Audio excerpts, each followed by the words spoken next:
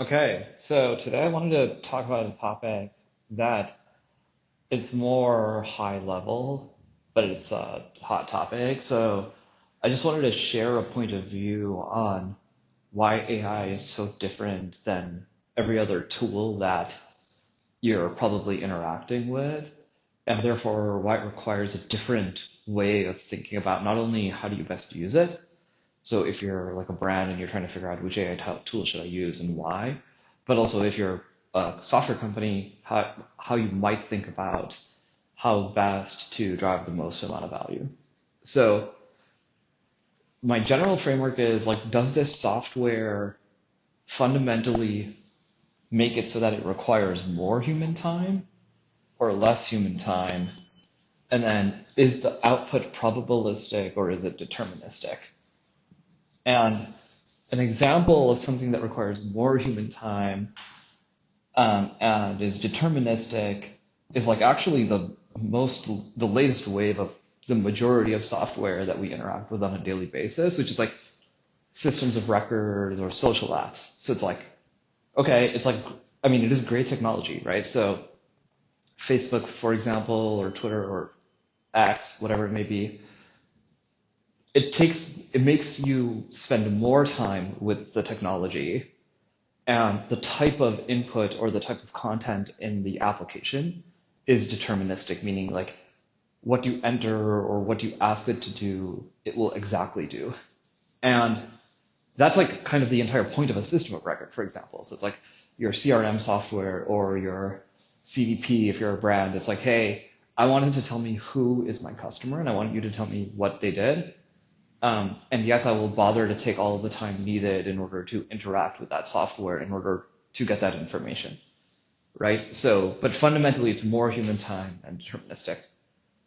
When you go to less human time and deterministic, that's like what I would call automation. So that's like MLAI. So it's like, okay, I used to have to spend a lot more time inside of Facebook ads manager trying to like set up campaigns and things like that. Now I can like put in a bunch of creatives and tell ASC to do it for me.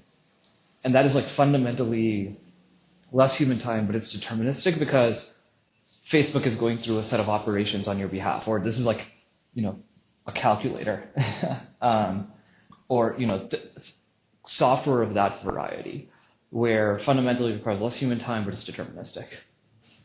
The interesting issue with Gen AI is that it's probabilistic and less human time.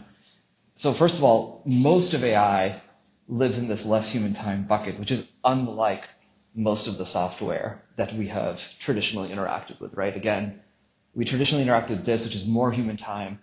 AI, by definition, is trying to like say, hey, human, you don't need to spend as much time interacting with me. And Gen AI is saying, hey, not only do you not have to spend as much time interacting with me, but I can both interact with probabilistic inputs and probabilistic outputs. And so now there's a whole new class of things that no longer require human time, which is why, um, generally speaking, it's showing up as being helpful in flows that used to be service flows. So a good example is like, there was a company, I forgot the name, that automated a bunch of legal workflows without previously you would have either like a legal assistant or someone do, and now you no longer have to do that because a Gen AI system can do that. And it's like pulling the human out of the loop. And that's like a really good way to think about when you should use it and how you should build for it is you should use it when you fundamentally want human out of the loop as much as possible. And you want to use it in probabilistic scenarios. Otherwise, you want to think about other types of software. Now, this last bucket, which is like more human time and probabilistic, uh, I don't, it's not obvious to me that there's actually like a technology there. I just think that that is like human workflows, right?